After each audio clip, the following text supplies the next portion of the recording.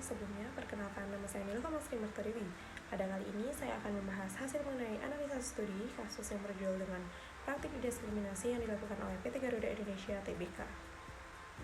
Adapun pokok pembahasan pada materi kali ini, yang pertama adalah kasus yang sedang dibahas, lalu yang kedua adalah analisa kasus sesuai dengan judul pembahasan, yakni dugaan praktik diskriminasi.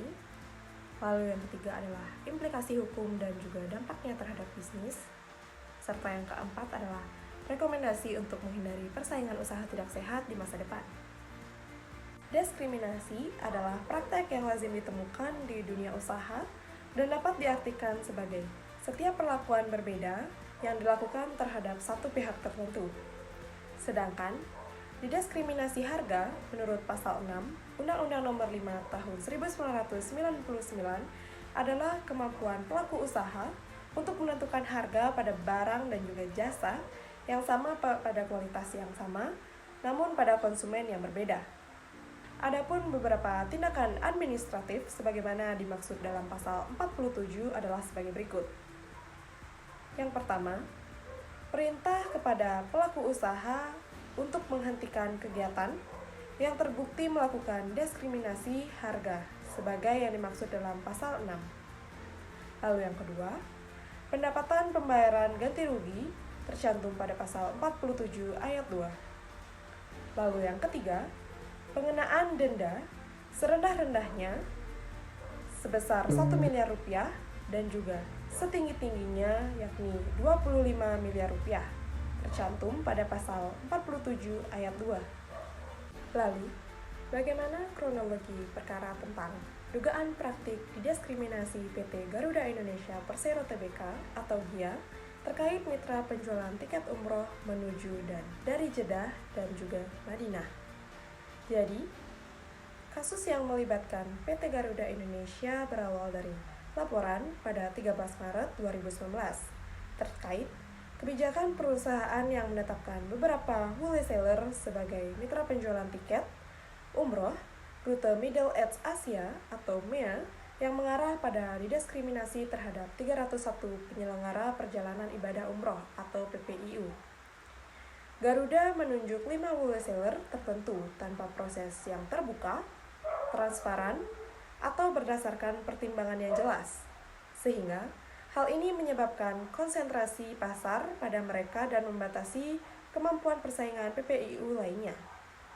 Akibatnya, biaya perjalanan ibadah umroh berpotensi meningkat. Lalu, pada 8 Juli 2021, Komisi Pengawas Persaingan Usaha atau KPPU memutuskan Garuda melanggar Undang-Undang Nomor 5 Tahun 1999 tentang laporan praktik monopoli dan persaingan usaha tidak sehat dengan menjatuhkan denda administratif sebesar 1 miliar rupiah.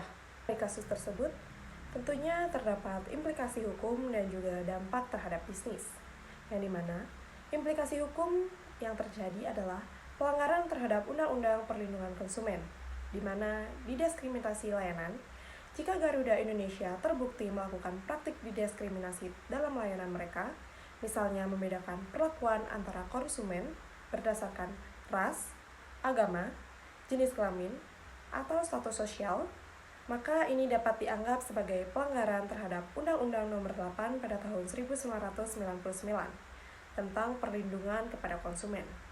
Dalam hal ini, konsumen yang merasa dirugikan berhak mengajukan gugatan atas diskriminasi yang terjadi, yang dimana bisa berujung pada denda atau kewajiban untuk memberikan ganti rugi. Lalu yang selanjutnya adalah tindakan yang merugikan konsumen, di mana jika diskriminasi menyebabkan kerugian material pada konsumen seperti biaya yang lebih tinggi atau perlakuan yang tidak adil atau akses yang terbatas pada layanan tertentu, maka PT Garuda Indonesia dapat dikenakan sanksi, di mana sanksi tersebut adalah berupa administratif atau bahkan gugatan di pengadilan konsumen. Lalu yang selanjutnya adalah sanksi administratif dan pengawasan otoritas, di mana otoritas pengawasan penerbangan yang terkait dengan kasus diskriminasi dapat menarik perhatian Kementerian Perhubungan dan juga Kementerian Hukum, serta HAM yang bertugas untuk mengawasi industri penerbangan di Indonesia. Mereka bisa saja melakukan investigasi lebih lanjut dan memberikan sanksi kepada administratif kepada Garuda Indonesia, seperti peringatan, denda, atau bahkan pencabutan izin operasional jika praktik diskriminasi terbukti merusak reputasi dan juga integritas industri penerbangan.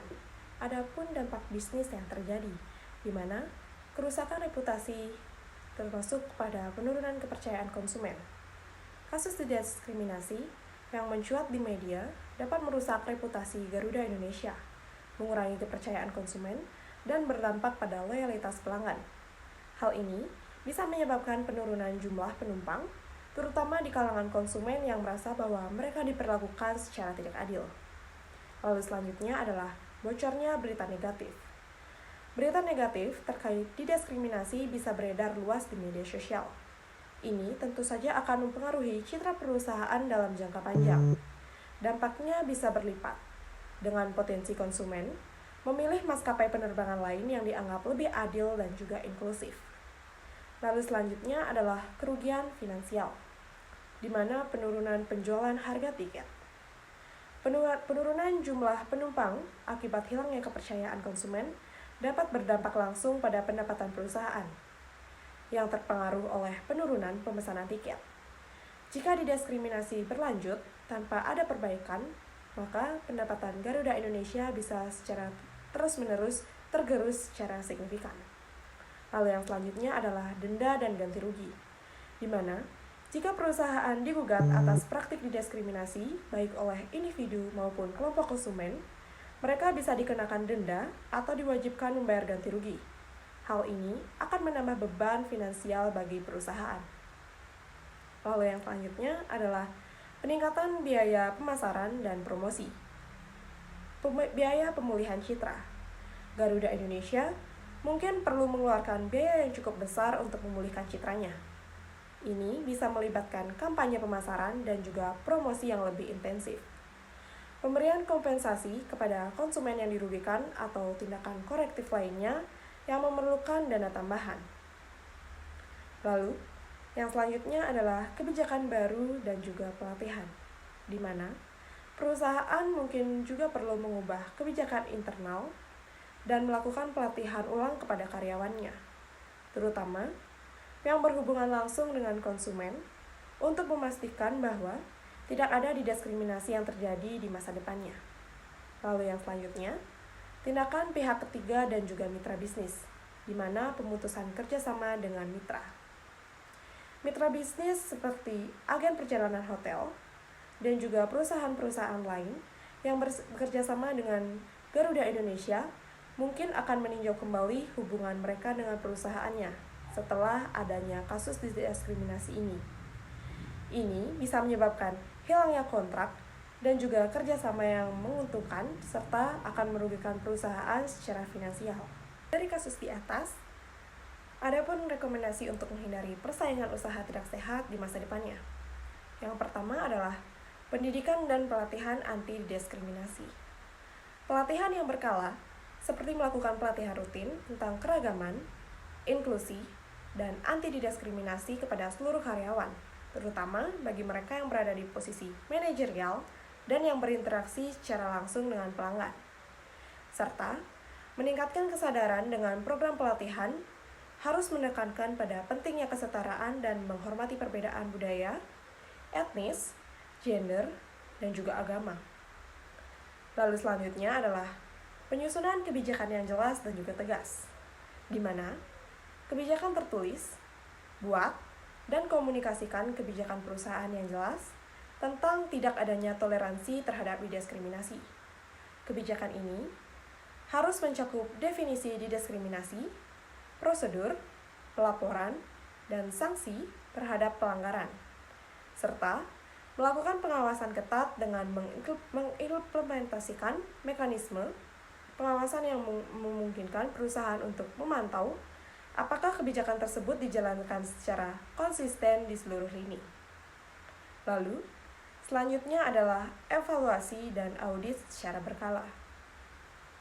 Audit kinerja sumber daya manusia dengan melakukan audit reguler terhadap praktek sumber daya manusia dan juga kebijakan perusahaan untuk memastikan tidak ada potensi diskriminasi dalam rekrutmen, promosi, atau evaluasi karyawan, serta evaluasi efektivitas kebijakan dengan melakukan survei secara berkala untuk menilai apakah kebijakan dan pelatihan yang ada efektif dalam mencegah diskriminasi. Lalu selanjutnya adalah transparansi dalam pengelolaan kasus keterbukaan publik, di mana jika ada dugaan kasus diskriminasi, perusahaan harus bersikap terbuka dan transparan dalam menanggapi masalah tersebut, serta perusahaan juga memberikan penjelasan tentang langkah-langkah yang telah diambil untuk memperbaiki situasi dan juga mencegah kejadian serupa di masa yang akan datang. Jadi, dalam kasus ini dapat disimpulkan, dugaan praktik diskriminasi yang melibatkan PT Garuda Indonesia dapat berdampak luas, baik dari segi hukum maupun bisnis. Dilihat dari segi hukum, perusahaan dapat menghadapi tuntutan berdasarkan perlanggaran perlindungan konsumen, hak asasi manusia, dan ketenagakerjaan. Lalu, dilihat dari sisi bisnis, perusahaan berisiko mengalami kerugian finansial, penurunan reputasi, dan juga kehilangan pelanggan. Oleh karena itu, penting bagi Garuda Indonesia untuk segera menanggapi isu ini dengan langkah-langkah perbaikan yang jelas, transparan, dan juga memastikan bahwa kebijakan inklusi serta keberagaman diterapkan dengan serius untuk menghindari dampak negatif yang lebih lanjut. Jadi, sekian materi yang dapat saya sampaikan. Saya ucapkan terima kasih.